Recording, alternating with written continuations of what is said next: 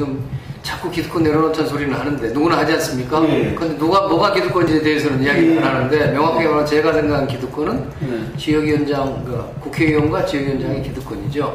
이분들이 당내에 모든 결정도 자기들이 하고 당내 모든 자기들 각자 자기 지역에서 아성을 쌓아놓고 있죠. 완전히 사당을 만들어 가지고 만년 야당이라도 좋으니 그럼 좀 심할지 모르지만 하여튼 우선 자기들은 지역에서 자기들 자리를 노린 것은 누구도 용납하지 않겠다 해서 정확 그래서 계속 국회의원 자리를 계속 하겠다. 또는 지금 지역위원장들도 다음 총선에 또 그 지역위원장직을 기반으로 해서 공천받아서 나도 국회의원 해보겠다. 이것이 기득권이죠. 그리고 그것이 이제 국민 눈에서 보면 국민 눈이나 또는 평당원 기득권에 속하지 않는 대부분의 당원 눈에서 보면 그 사람들의 기득권은 그들만의 잔치인 거죠. 거기에 공천이라든가 무슨 지역위원장 선정이라든가 이런 것이 마치 경선을 통해서 했다고 그래서 민주적 원칙이 다 지켜진 것처럼 보이지만 그러나 국민이나 당원 눈에서 보면 그건 그들만의 기득권자들만의 리그인 거죠. 거기서 형식만 갖추는 것이지 실제로는 대중이나 또는 당의 뿔뿔이 당원은 완전히 소외되고 동원 대상으로 전락해 있어요. 그걸 해결하는 것. 이게 진짜 기득권 내려놓기죠. 어려운 문제입니다. 공천 방법, 선출 방법을 어떻게 만들어놔도 기존 조직이 좋다든가 인지도가 높은 사람들이 유리할 수밖에 없는 구도죠. 그렇죠. 어느 정도는 그걸 인정해야지 어쩌겠어요. 세상 일이 다. 그렇지만 그래도 가장 여러 해결책을 생각해 보면은 개선책이 없는 게 아니라 이겁니다. 자, 우선 저는 예컨대 공천이 중요한 거 아니겠습니까? 또는 지역위원장 선정 이런 게 중요하죠. 당직 선출과 공직 후보자 선출 이 두 가지가 이제 인사 면에서는 중요할 텐데 거기에 역시 많은 국민들의 광범위한 참여가 있어야 될 겁니다. 그걸 빼기는 어려워요. 그러나 또 하나는 저는 이제 첫째는 전략공천이 적절하게 활용돼야 한다고 생각합니다. 저는 알려진 것은 어떻게 알려진지 모르지만 저는 일관되게 전략공천의 중요성을 말하고 있는 사람입니다. 그러니까 전략공천을 다 할 수는 없지만 일정 정도 제가 열린우리당 만들 때도 상당수 반대하는 걸 전략공천을 제가 살렸습니다. 그 당시 제가 30% 이내에 전략공천한다. 이렇게 돼 있는데 그 비율이 좀 높고 나올 수 있지만 전략공천이 그야말로 당의 전략 목적에 비추어서 활용될 수 있도록 하는 구조를 만드냐는 게 중요하지 전략공천 자체를 없애는 것은 좀 곤란하다고 생각합니다. 이것도 전략공천에서 아까 물갈이도 시킬 수 있고 여러 가지 소외된 무슨 장애인도 갖다가 공천 줄 수 있고 여성도 더 비율도 늘리고 하잖아요. 새누리당이 잘하던가요 오히려? 제가 있었던 송파요. 이것부터 강남 3구는 새누리당 아성 아닙니까? 강남 3구 구청장이 다 여성 아닙니까? 그런 겁니다. 예를 들어서 새누리당은 자기의 텃밭에 여성을 공천함으로써 여성의 정치적 진출을 높여주고 있는 겁니다. 그런데 제가 아무리 봐도 이 야당은 지금까지 그 텃밭이라고 할 수 있는 서울로 말하면 관악 같은 데가 텃밭일지 모르겠지만 또는 호남 아니겠습니까? 호남에서 그런 시도가 있었나요? 호남에서 전혀 제가 20년간 정치했는데 전혀 그런 시도가 없었습니다. 전략공천이라는 것은 자기 계파원 심는 것으로 악용되거나 이런 일이 많았죠. 그러니까 하여튼 전략공천을 적절하게 가미하고 두 번째는 심사를 전략공천으로서 물갈이를 말씀하시는 물갈이뿐만 아니라 하여튼 무엇인가 하여튼 그것이 갖고 있는 아까 무슨 전략적 물갈이도 할 수 있고 뭔가 그 당시에 당을 위해서 가장 전략적으로 필요한 일을 할 수 있다 이겁니다. 그 다음에 두 번째는 사실은 공천 심사를 강화해야 됩니다. 공천 심사를 강화하는 것은 제가 생생하게 말씀드리기 위해서 오늘 심사위원들을 우선 공정한 사람들로 뽑아야 되죠.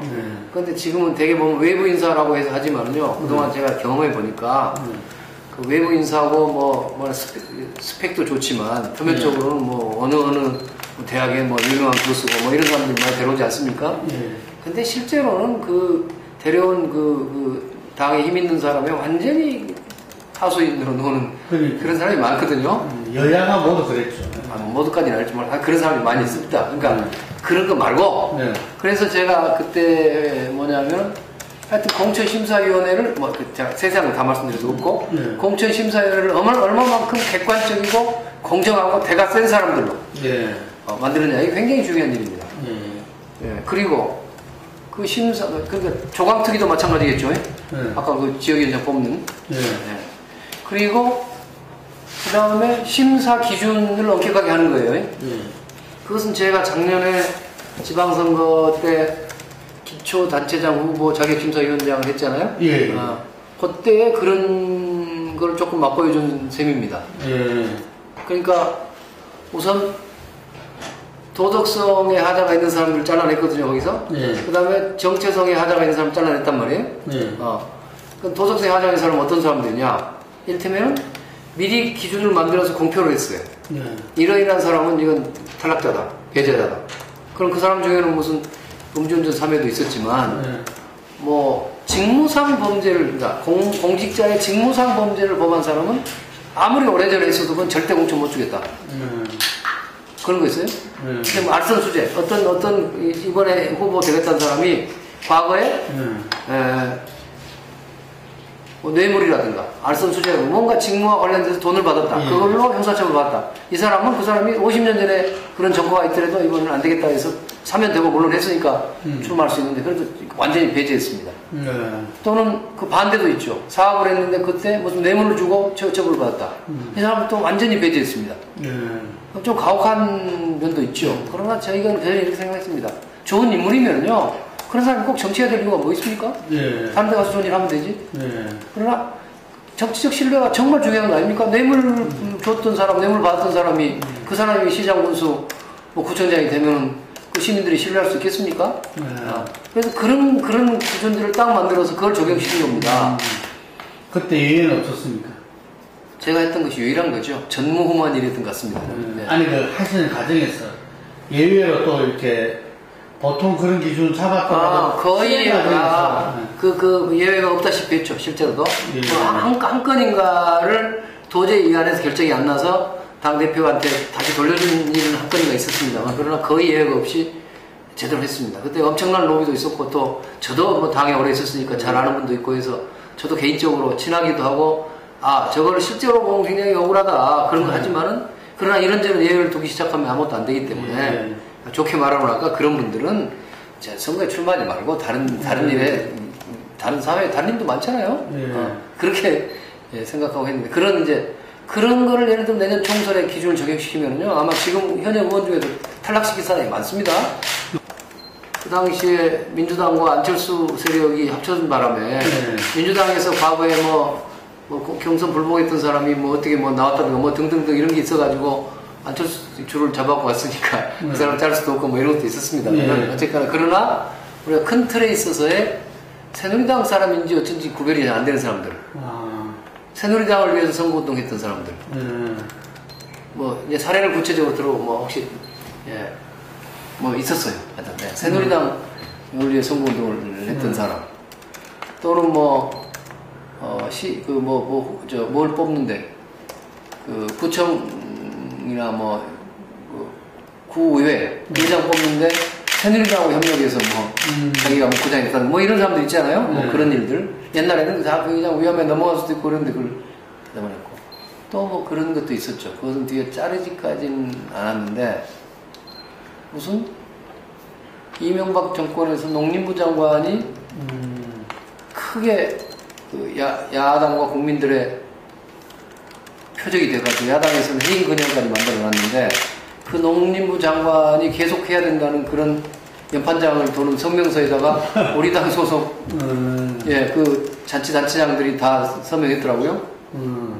뭐 어떤 점은 이해가 좀 되기도 하죠. 농림부 여당하고 저쪽하고 정권하고 줄 대봐야 그래도 무슨 예산도 잘 오고 하려고 모르겠지만 그러나 그런 것도 또 문제 삼아서 정체성의 문제가 있다 이렇게 봤습니다. 그러니까 뭐 기준에 관해서는 여러 가지 논의가 있을 수 있겠지만 그러니까 그래서 심사 기준도 두리뭉실 같이 도덕성이 빵점이어도 다른 당선 가능성이 높으면 그걸로 이걸 반가이라면 그걸로 그 벌충을 할 수 있게 만들어진 게 지금까지의 기준인데 그러지 말고 공무원 시험 보듯이 1차 도덕성 심사 거기 통과 못하면 무조건 탈락입니다. 1차는 그 다음에 2차 정체성 심사 거기까지 이제 합격한 사람에 한해서 그 다음에 이제 무슨 이 사람의 자질과 여러 가지 면을 예, 능력과 이제 후보 적합도를 보는 거죠. 그리고 경선도 하고 그러는데 그때도 또 뭐가 있냐면 그러면 후보들끼리 경선을 하는 기준 같은 것도 엄격하게 아주 투명하게 만들려고 노력했고 무엇보다도 중요한 것은 경선 과정에서 TV 토론을 3회 이상 해라. 뭐 이런 것들이 저는 굉장히 중요하다고 생각합니다. 그야말로 어떤 신인이 한번 해볼 수 있는 거 아닙니까? 예, TV 토론도 안 하고 넘어가면 그냥 기존에 인지도 높은 사람이 먹는 거 아닙니까? 예. 근데 TV 토론 같은 걸 많이 하면은 의외로 저 사람이 누군지 몰랐는데 신인이 무슨 기존에 상당히 유명한 국회의원과 경합을 해서 그냥 처음에는 무시했는데 토론한 걸 보니까 이 사람이 훨씬 더 자질이 뛰어나네. 뭐 이런 판단이 있을 수 있는 거 아닙니까? 적어도 그런 기회 같은 거 주어지는 노력 이런 것들이 저는 중요하다고 봤습니다. 당의 지도자들은 다 그러면 불만합니까? 그러니까. 뭐 그런 이제 문제도 있죠. 문제는 그러니까 이게 늘 어떤 조직인지 건강한 피라미드식이 돼야 될 거 아닙니까? 뭐 앞에가 많고 갈수록 거기서 어떤 의미에서 경쟁에서 살아남은 사람들, 당의 지도자급으로 그런 사람은 사선이 아니라 뭐 경우에 따라서 국회의장감도 나오고 뭐 여러 가지 또 역할이 있는 거 아니겠습니까? 그러니까 그것이 소수야 되겠죠. 근데 다선 의원이 별로 하는 일도 없이 뭐 존재감도 전혀 없고 이런 사람도 더럽게 있잖아요. 아무 한 일 없이 그냥 공천받아도 되고 말이에요. 이런 것들은 좀 문제가 있겠는데요. 인적 쇄신 결국 인적 쇄신이 더구나 이제 뭐 그건 항상 쓸 수는 없는가 몰라도 지금 같은 이 당이 어려운 때에는 인적 쇄신도 결국 필요하겠죠. 그래서 이제 그러면 좋은 일이죠. 저한테는 곤혹스러운 일이겠지만 좋은 일 아닙니까? 그리고 또 그렇게 된다면 뭐 작지만 저도 상당한 기여를 한 거 아닙니까? 그렇죠. 제가 어쨌든 간에 이번에 했던 여러 충격의 결과라고 볼 수 있는 거니까요. 저도 이제 만족스럽고 유쾌하고 기분이 좋겠죠. 그러면 그때는 제 거치는 그렇다고 해서 당에 돌아갈 수는 있을 것 같지는 않고 그럼 제가 정치를 그만해도 좋겠습니다. 이런 거 아니겠습니까? 아까 뭐 재경험을 비춰봐도 위원장을 시켜서 뭘 만들어 놨어도 저도 그때 최고위원 중에 한 사람이었습니다. 만들어 놨지만 우선 최고위원회에서도 뭐 별로 그거에 대해서 의지가 없었고 흔히 뭐 차일피일 하던 사이에 뭐 혁신과 통합하고 그때 합쳐가지고 뭐 이제 이 문재인 뭐 이해찬 이런 분들이 당을 새로 들어왔잖아요. 그러면서 제가 만들었던 그 안을 준용한다 이런 말까지도 있었어요. 근데 그 준용됐습니까? 뭐 전혀 그렇지 않았거든요. 그러니까 만드는 것이 중요한 게 아니고 그것을 어떻게 아까 실천할 것인가 하려고 그러면 몇 가지 방법이 있겠죠. 아예 외부 인사는 정권을 줘요. 당신이 만들면 그대로다. 우리는 그대로 뒤에 가서 방맹만 그냥 무조건 때린다. 뭐 선거구 획정위원회를 뭐 의원들은 관여 안 하고 외부 인사한테 뭐 정권 준다는 얘기가 있지 않습니까? 그런 식으로 가는 겁니다. 상당히 위험한 일이긴 한데 그런 방법이 하나 있겠죠. 아니면은 최고위원들이 스스로 그 아까 혁신위원이 되는 거예요. 문재인 혁신위원장과 최고위원들이 혁신위원이 돼서 자기들 책임하에 만들어 보죠. 그러면 최고위원회 통과할 거 아닙니까? 자기들이 만들었으니까. 그 다음에는 이제 당원위원회 뭐 있을 테니까 있지만 어쨌든 그 정도의 상황이 돼요. 아까 말씀 제가 지난번 문희상 비대위에 제가 기대했다는 것도 그런 거 아닙니까? 그런 것처럼 어쨌든 지금 최고위원회가 어쨌거나 당의 공식 최고의결을 기고 거기는 뭐 이런저런 뭐 사람들이 들어와 있을 테니까 그걸 갖고 해보는 방법이 있겠죠. 제가 당대표라면 저는 해볼 수 있을 것 같습니다. 제가 당대표라면 당대표가 정치 생명을 걸고 해야겠죠. 당내의 패거리, 약간 계파주의라는 것은 너무 심각하게 이게 정말 골마 있지요. 그래서 그것이 어떤 의미에서는 이번 선거가 끝나고 좀 이제 위기 순간에 그 국민들께서 그 민낯을 좀 보고 계신 것 같아요. 제가 보기에는 뭐 그 당 안에 있는 사람으로서는 저게 늘 있었던 일인데, 이번에 민낯이 드러났다고 보입니다. 그것을 근본적으로 해결할 텐데, 그 점에 관해서 물론 문재인 대표나 친노들의 책임이 가장 큰 것은 사실입니다. 그것은 권한이 가장 컸기 때문에.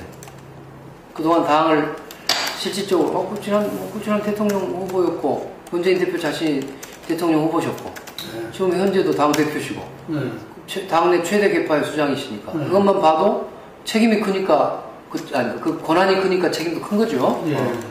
그러나 당내에 그러면 다른 분들은 책임이 없느냐.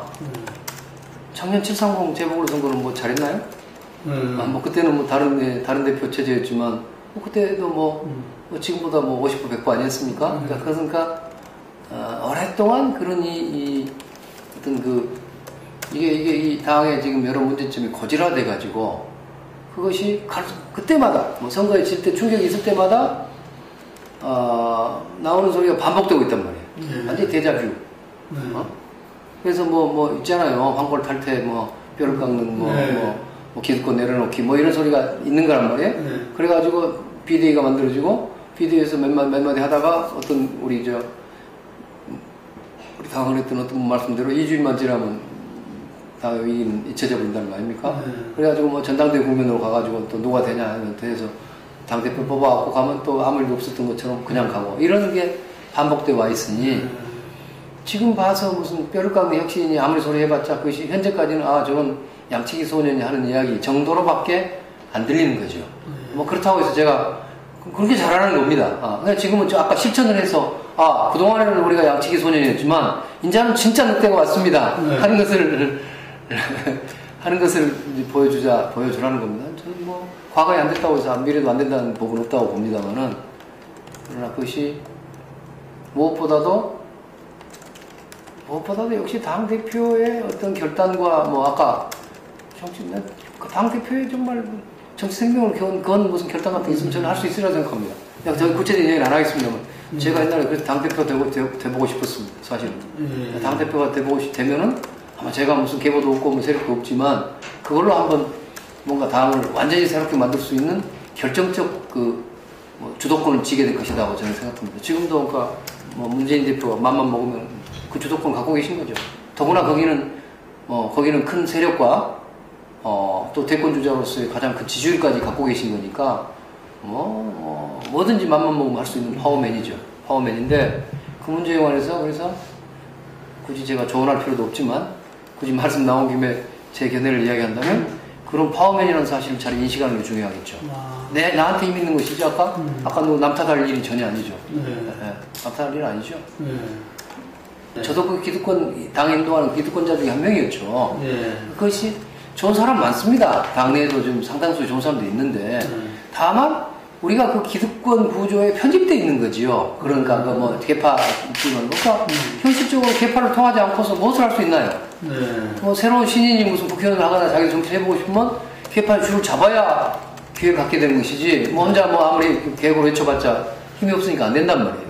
뭐 저도 변명 같습니다만 저도 당 안에서 나름대로 뭐 계획하겠다고 해봤지만 제가 그런 개파 정치나 뭐 이런 데 몸담거나 그런 힘을 못 갖고 있었기 때문에 현실적으로 무력했던 거 아니겠습니까? 그런데 그러니까 이런 구조를 바꿔야 한다는 뜻입니다. 이 구조를 바꾼다면 현재 당 안에 있는 사람들 중에도 좋은 사람이 많이 있는 거죠. 뭐 사람이 갑자기 이 사람들을 다 쳐내고 새로운 사람들 바꿀 수도 없는 것이고 물론 아까 조국 교수가 말한 것처럼 상당수 물갈이 될지는 모르겠습니다만 그러나 기본적으로 있는 같은 인물들 가지고 어떤 시스템과 어떤 문화와 어떤 인센티브 구조를 갖느냐 하는 것이 인센티브 구조라는 뜻이요. 그러니까 이 시스템에 따라서 위에만 바라보게 하느냐 아니면 민심을 바라보게 하느냐 차이가 있더라 이겁니다. 민심을 잘 따라가는 사람이 공천 받게 만들면은 그렇게 하는 겁니다. 제가 광주에서 뭐 그런 걸 좀 제가 선거가 끝나고 요새도 인사를 좀 다니고 있습니다만 오늘 아침도 우리 어느 동네에서 동네 분들 야유회 가는데 새벽같이 가서 인사부터 하고 그 다음에 KTX 타고 지금 서울 올라왔어요. 그런데 이제 얼마 전에 오래된 자연불악에서 출발한 마을에 경로당에 야유회를 가서 아침에 새벽같이 가서 인사를 하는데 그 경로당 회장님 말씀이 우리 경로당 생기고 국회의원이 여기 찾아오는 일은 처음이라는 거예요. 그런데 그런 굉장히 감격하더라고요. 근데 그것이 천정배라는 개인이 무슨 특별히 더 부지런해서가 아닙니다. 부지런하고 한 게 아니라 저는 수도권에서 잡혀가 굵은 사람입니다. 수도권 다 그렇게 하잖아요. 그렇게 안 하면 그다음에 국회가 안 됩니다. 새누리당이랑 강력한 그 밖에 그 경쟁자가 있는 거고. 근데 광주 국회의원이야 뭐 당선됐는데 이 다음에 공천 받아오면 되지 뭘 한다고 경로당 분들한테 찾아다닙니까? 그런 차이가 있을 것 같다는 이야기입니다. 그러니까 그것이 그 인센티브 체계를 어떻게 바꾸느냐. 아마 지금 한국 국회의원들도 지금 경로당 차에 다닐 거예요. 내년 선거 앞두고 천정배 매개 효과 같습니다만은. 예. 아주 지역이 자주 내려가더라. 그러니까요. 뭐 지역만 있는 게 다는 아니지만 어쨌거나 지역민을 대하는 태도가 과거에는 자기가 갑이었다면 이제는 갑으로 역전돼 있었겠죠. 그런 것들이 그러니까 저는 구조와 그 인센티브 체계를 바꿈으로써 해결이 된다고 보는 겁니다. 한 개인 개인도 중요하겠지. 개인들이 갑자기 개과천선하고 이렇게 되겠습니까? 특별히 사람의 그 그레이드 차이가 더 크겠습니까? 그 구조에 따라서 구조에 적응하는 과정에서 달라지는 것 같다는 생각입니다. 그래서 그런 시스템을 잘 만드는 것이 중요하겠죠. 제가 말하는 처음에는 호남 정치 복원이라고 했다가 호남 정치 부활이란 말로 좀 스스로 바꿨습니다. 원래 제 뜻이 바뀐 건 아닌데 표현이 복원이란 말은 좀 복고적인 것 같아가지고 호남 부활이란 말로 바꿨고 거기다가 또 호남 정치라고 하니까 조금 좀 차별성이 안 생겨서 요새는 호남 개혁 정치 부활 이 정확한 제 본뜻입니다. 또는 달리 말하면 호남 정치의 개혁과 부활이라고 해도 틀리지 않을 것 같은 생각이 드는데요. 호남 정치 개혁과 부활. 간단하게 말씀드리면 호남은 단순한 지역의 이름이 아닙니다. 그 정신의 이름이라고 볼 수 있는 제 말씀이 아니라 많은 분들이 이렇게 말씀하십니다. 그러니까 호남이 현대사에 어쨌든 대한민국의 민주주의와 개혁과 진보를 이끌어온 곳이죠. 그래서 현재도 그렇고 당분간 우리가 예측할 수 있는 당분간 다음 대통령 선거 때라든가 여기까지 몇 년간도 그럴 것 같습니다. 호남에서 개혁의 싹이 죽어버리면 그걸 기반으로 하는 야당의 개혁의 싹이 죽은 거랑 똑같은 이야기 아닙니까? 그래서 호남 정치가 갖고 있는 그러니까 호남 정치를 개혁시킴으로써 우리 야당과 한국 정치 전반을 바꿔서 대한민국을 한번 좀 바꿔보겠다 하는 뜻을 담고 있습니다. 그다음에 또 하나는 호남이 가진 또 하나의 큰 현실은 호남이 정치, 경제, 사회, 문화적으로 차별받고 푸대접받아왔고 그 소외되어 있는 것이 아직도 있습니다. 옛날보다 저는 좀 완화된 측면도 있지만은 그리고 가장 제가 보기에는 문제는 박정희 대통령의 경제성장 과정에서 철저히 배제됐기 때문에 호남이 다른 지역보다 훨씬 경제적으로 낙후되어 있습니다. 그리고 그 경제의 속성상 돈이란 것은 돈이 돈을 버는 것이고 돈은 자자소서 상속되는 거 아닙니까? 그렇기 때문에 경제의 속성상 지금은 호남을 특별히 차별 안 하더라도 갈수록 호남의 낙후는 더 심해질 수밖에 없는 그런 현실에 있습니다. 그러면 지금 이렇게 보면은 예컨대 저도 한 호남 사람이고 호남의 정치인 한 사람으로서 내 자식이나 내 손자들은 호남에서 태어났다는 이유만으로 다른 지역 사람들에 비해서 동일한 평등한 기회를 못 가질 가능성이 매우 높죠. 경제적 기회, 일자리를 가질 기회, 무슨 여러 가지 그렇단 말이에요. 그 점에 대해서 저는 굉장히 한 문제의식을 갖고 있습니다. 우리가 이래서는 안 된다. 우리 호남도 적어도 우리 스스로의 이 소외와 낙후를 극복할 수 있는 우리 비전을 만들자. 정치적 비전, 정책적 비전을 만들어야 한다. 그리고 그것을 비전도 만들어야 되지만 또 그것을 비전을 실천할 수 있는 정치력이 있어야 된다. 그렇지 않겠습니까? 그것이 호남 정치의 말하자면 그것이 아까 호남 정치의 부활이라는 측면의 다른 한 측면입니다. 호남 정치를 강화해보자. 지금 많은 호남에 가면은요, DJ 이후에 인물이 없다 이렇게 말합니다. 그것도 그럴 것이 지금의 반기문 총장을 비롯해서 되게 대권 주자가 10여 명 있지 않습니까? 그 중에서 물론 10몇 퍼센트, 20% 된 사람도 있지만 한 1, 2% 지지율에 머무르는 사람조차도 대권 주자라고 해서 여론조사가 나오지 않습니까? 그 중에 호남 출신 있습니까? 호남 출신 없죠? 호남이 그런 정도의 정치적 위상을 가지는 게 정당한 겁니까? 난 다른 분한테 말한 게 아니고 우리 호남 스스로가 우리도 대권 주자 만들자. 이런 겁니다.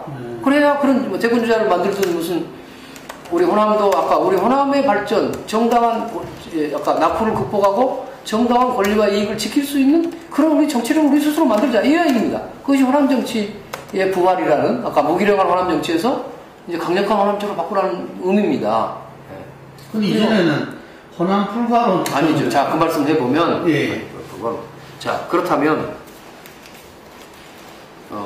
그것은 말이에요. 나는 인류 보편적 가치 체계에 맞는 거라고 생각합니다. 예. 대한민국이 어떤 차별을 정당화하는 나라입니까? 대한민국은 평등이라는 가치를 헌법적 가치로 신봉하는 나라입니다. 예. 그럼 어떤 특정 지역의 사람이 그 지역 출신한 사람이 출신이란 이유만으로 기회를 못 갖고 불평등한 것이 차등을 받는 것이 차별받는 것이 맞는 겁니까? 아니란 말이에요. 예.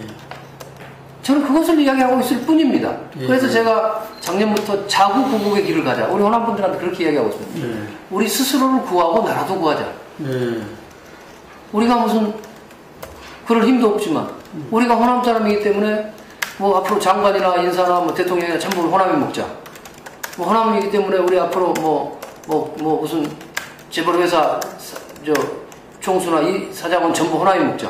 말하면 그런 호남 패권주의를 주장하고 있는 건가요? 그럴 수도 없는 거 아닙니까? 호남이 지금 낳거든 그럴 힘도 없는 거지만 호남의 정당 우리도 다른 지역 못지않게 다른 지역과 차별받지 않고 우리도 정당한 기회를 가지고 현재 이 낙후를 극복할 수 있는 그런 정치력과 그런 지역 평등의 세상을 만들자 하는 것이 제가 말하는 호남 정치 부활의 한 측면인 겁니다. 예.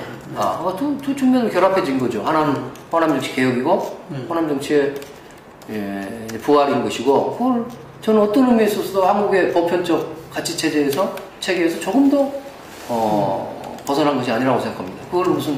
그걸 지역주의로 매도한다든가 뭐 하는 것들은요. 이번에 제가 사실 극히 제가 이제 좀 그 문제에 관해서는 뭐랄까요. 제가 아주 사실 분노를 많이 했는데요.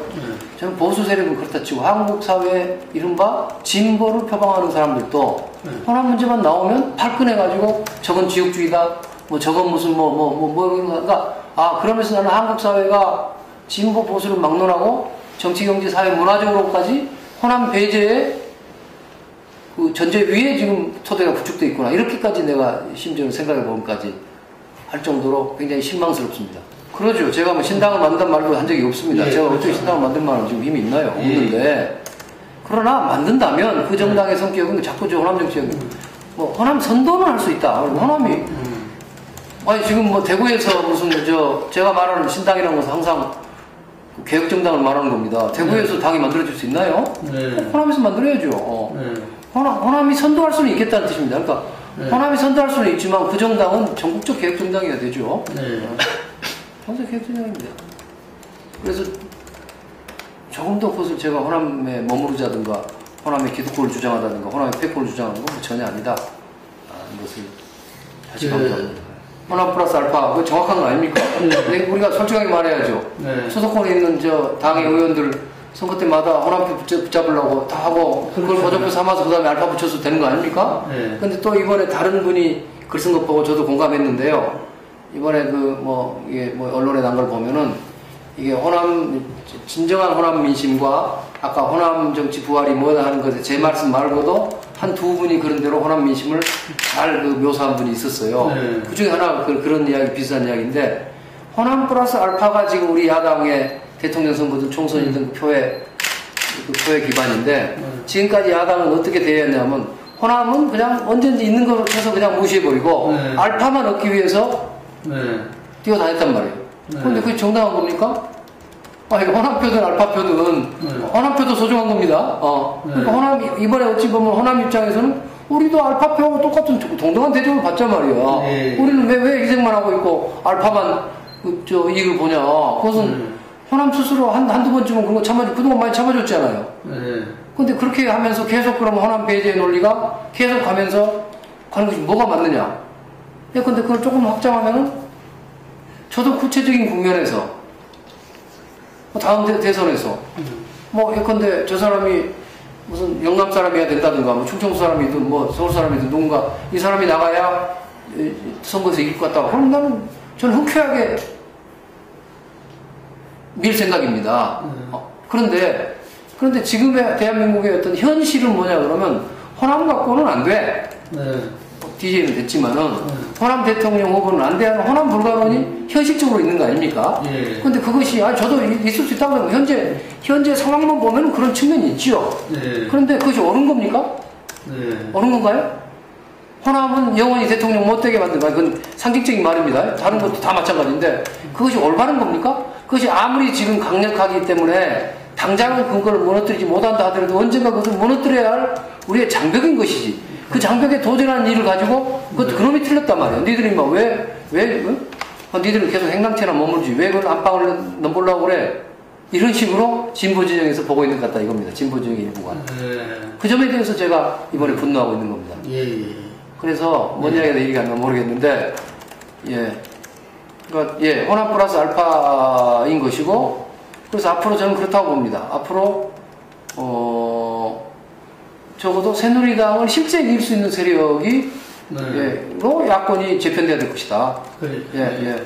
지금 뭐 단결 그러는데요. 뭐 자꾸 이번에도 아니 무엇을 위한 단결입니까? 패배를 위한 단결인가요? 패배가 명백한데. 불을 보듯 명백한데 그 길을 뭉쳐서 가자는 것은 그것은 기득권자의 그냥 기득권 논리에 불과한 것입니다. 그래서 아까 그동안 여러 가지 이야기를 할 수 있겠지만 경쟁 체제 만들자. 아마 이번에 제가 광주 서구에서 굉장히 유력한 선거도 자기도 해보고 그냥 당 쪽에 굉장한 누구라고 하면 금방 알 수 있는 정도 유력한 분이 그런 말씀하대요. 제가 출마한 건 전제 안 했었고 김황식 총리 같은 분이 새누리당으로 공천받아오면 아마 당선될 거라고 보대요. 이번에 그러니까 서구 민심이 제가 나가서 저한테 몰렸지 제가 안 나가고 아마 새누리당에서 수행 후보가 나오면 아마 새누리당한테 갔을 거다. 이렇게까지 볼 만큼의 민심이 그분은 아주 그 센터에서 잘 보는 분입니다. 민심이 작년에 이재명 사건이 그런 거 아니겠습니까? 그런 게 있었죠. 그런 걸 이제 감지 못했을 뿐인데, 그러니까 심지어는 저는 그런 것도 무슨 특정 당이 뭐 이데올로기입니까? 종교입니까? 그걸 끝까지 무슨 아까 실제적인 아까 내용을 하나도 못 채워주는데 아까 호남 발전의 비전도 못 만들어지고 있고 그렇다고 해서 무슨 아까 정권 교체 가망성도 보여주지 못하고 있는 당인데 무조건 그림 뭉치다 이런 게 세상에 어디 있습니까? 그래서 저는 그러니까 자꾸 말씀이 이상하게 하는데 그러니까 지금은 새누리당을 이길 수 있는 진짜 야당 그걸 진짜 이기는 정도로 만들어야죠. 그 무슨 리스트에 8명이 나와 있었다고 하던가요? 근데 이제 국민 여론조사도 보니까 아마 사실 거다 되게 절대 다수 아닙니까? 그리고 사실요 거의 단순한 여론이 아니라 형사법으로 봐도 임종의 진술이란 것은 굉장한 특신 상태로 봅니다. 전문 용어로. 특히 신빙할 만한 상태라고 보는 거예요. 미국에서 형사법이 발전하면서 다 미국의 이론입니다. 그러니까 특신 상태라는 말도 영어를 번역해 놓은 걸 겁니다. 그래서 증거 능력, 그러니까 보통은 누가 적어놓은 메모 같은 것은 그거 갖고 증거가 안 되는 겁니다. 홍준표 지사가 검사기 때문에 그 말 했더만요. 반대 신문권이 보장되지 않은 문서기 때문에. 그런데 임종의 진술, 죽기 전에는 사람이 함부로 거짓말 하랴 해서 임종의 진술을 죽어버렸으니까 그 사람 반대 신문 할 수도 없잖아요. 근데 임종의 진술에 대해서는 아까 특히 상태라고 해서 증거 능력을 인정하고 있습니다. 근데 증거 능력이란 말이 조금 전문 용어인데 어쨌거나 그것은 좀 증거가 될 수 있는 가능성이 높거든요. 그러니까 이번에 이제 홍준표 지사 말을 들으면서 앞뒤가 틀리다. 증거 능력이 없다고 말하면서 또 무슨 임종의 진술이라고 말하면서 또 반대 신문이 안 됐기 때문에 증거 능력이 없는 것 같다. 또 이렇게 비슷하게 말한 걸로 제가 언론 보도를 보니 그런 건데 사실은 아니죠. 임종의 진술이면 반대 신문이 없이도 증거가 되는 겁니다. 그런 것을 비춰보면 상당히 이번에 정말 한국 사회 어떤 한국 사회라면 너무 거창하고 하여튼 이 권력과 현재 이 여당 권력자들과 성완종이라는 그 기업인 사이에 어떤 유착이라는 것이 정경유착의 비리가 전혀 끊이지 않고 확고하게 자리 잡고 있다. 그리고 그것이 거기에 있는 이 사람들의 그 비중, 전현직 비서실장 3사람, 또 무슨 대선 주자급으로 보이는 사람, 당 대표 선거 때 돈 갖다 줬다든가, 예. 뭐 또는 뭐 박근혜 대통령의 선거하고 관련된 무슨 자금이라고 스스로 주장하기도 하고 했잖아요, 정원영 씨가. 등등을 보면 이건 엄청난 정말 우리 미중유의 한국 역사상 가장 심각한 권력 부패 정경유착의 스캔들 아니겠습니까? 그러니까 이런 이거는 뭐 진보 보수를 가릴 것 없이 또 여야를 가릴 것 없이 이건 뭐 확실하게 척결해야 될 거죠. 그것은 국민적 여망이고 시대적 과제라고 생각합니다. 이제 그런 썩은 정치들, 부패 정치 이제 더구나 권력 부패 이거 이제 추방돼야 되지 않겠습니까? 그런 점에서 본다면 모르겠어요. 검찰이 이제 수사를 하고 있으니까 현실적으로 잘하라고 할 수밖에 없는 건 모르겠는데 저거를 뭐 박근혜 정부의 검찰이 저걸 밝혀내리라고 저는 전혀 믿을 수 없습니다. 신뢰할 수 없는 것이고 박근혜 정부의 신예고 더구나 거기에 걸려있는 사람이 김기춘 전 실장 같은 분 아닙니까?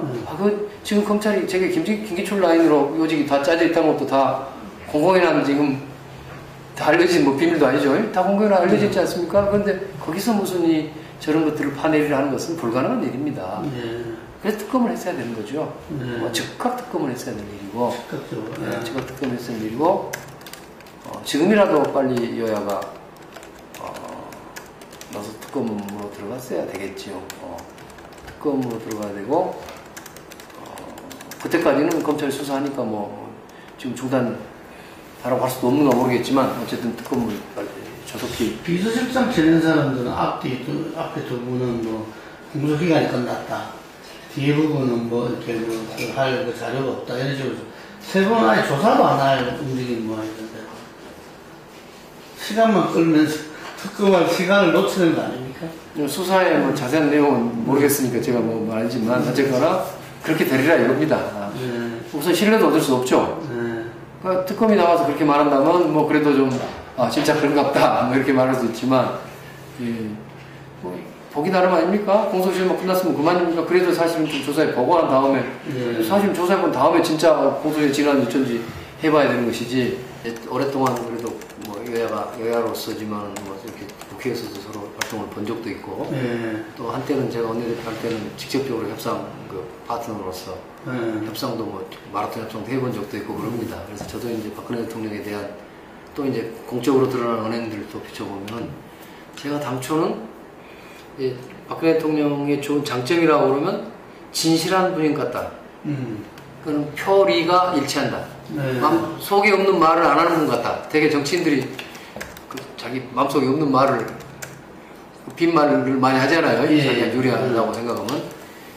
그런데 그 점이 굉장히 그래도 진실한 분이기 때문에 뭘 한다 하면 약속도 지키고 그럴 거다 하는 생각을 들었어요. 그러나 이 양반이 갖고 있는 제가 보기에는 문제점은 공안적 시각이 워낙 강합니다. 극우 냉전적 시각, 냉전 시각이 워낙 강해서 그건 좀 시대착오적이다. 그래서 저게 아마 틀림없이 공안 통치로 간다. 좀 걱정을 했죠. 제가 박근혜 대통령 취임하기 전에 뭔가 정부 이름 하나 지어줬죠. 박근혜 정부라고 이름을 짓기에 당신네 정부는 공안 정부요. 내가 그렇게 SNS에 올린 적도 있습니다만은. 그 공안이란 부분은 제가 우려했던 대로 가는 것 같습니다. 그때까지 오는 것 같은데 그러나 기대했던 진실성조차도 안 보이는 것 같습니다.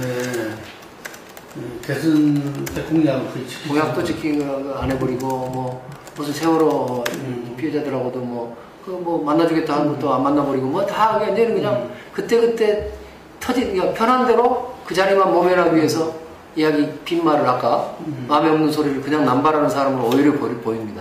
참 그냥 안타깝습니다. 그런데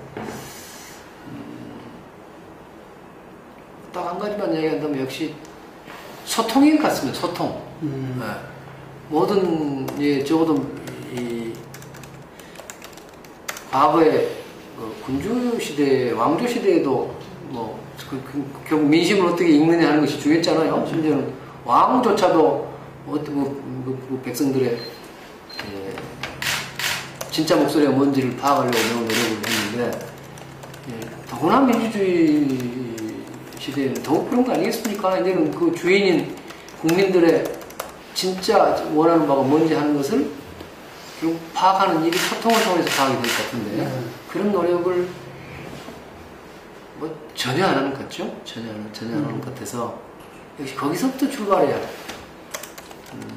뭐 이제 실마리가 풀릴 것 같다 이런 생각을 해봅니다. 저도 그럴 생각으로 이번에 출마도 하고 당도 나왔습니다. 네. 당을 나온 게 그 자체로 뭐 잘한 일은 아니지 않습니까? 네. 그래서 저도 고민도 많았지만 지금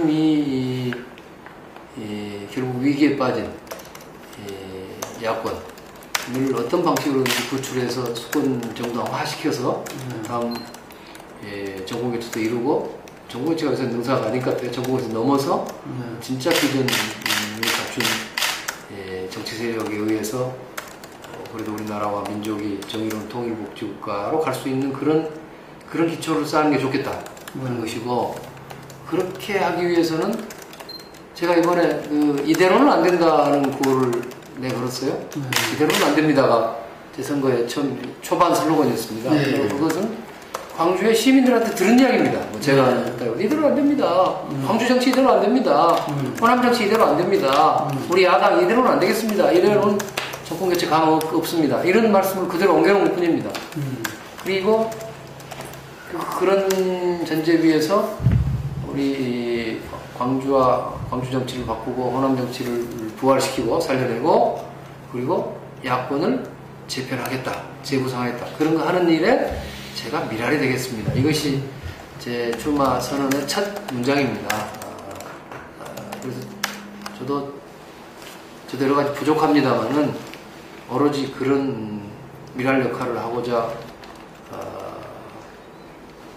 이번 선거에도 나왔고 또 앞으로도 선거 끝나니 또 일부 우리 지지자들 중심으로 해서 저한테 더 많은 기대를 하시는 분도 계신다는 것도 저도 느끼고 있습니다. 그래서 그 기대에 어긋나지 않도록 또 제가 갖고 있는 능력만큼 야권 재편과 정권교체 미래를 되도록 하겠습니다. 존경하는 국민 여러분, 우리 사회의 탐욕과 독점은 깊어가고 양극화는 갈수록 심각해져서 많은 분들이 고통을 당하고 있는 줄 잘 알고 있습니다. 앞으로 이런 것들이 다 우리 정치인들의 책임이고, 물론 정부와 여당의 책임도 큽니다만은 그에 대해서 견제 세력으로 제대로 활약하지 못한 야권 또 저 자체의 책임도 크다고 생각합니다. 앞으로 저는 제가 속한 야권을 제대로 재편해서 국민 여러분들이 믿고 맡길 수 있는 수권 대안 세력을 만드는데 미랄이 되고자 합니다. 여러분 앞으로도 많은 성원해 주시기를 부탁드립니다. 감사합니다.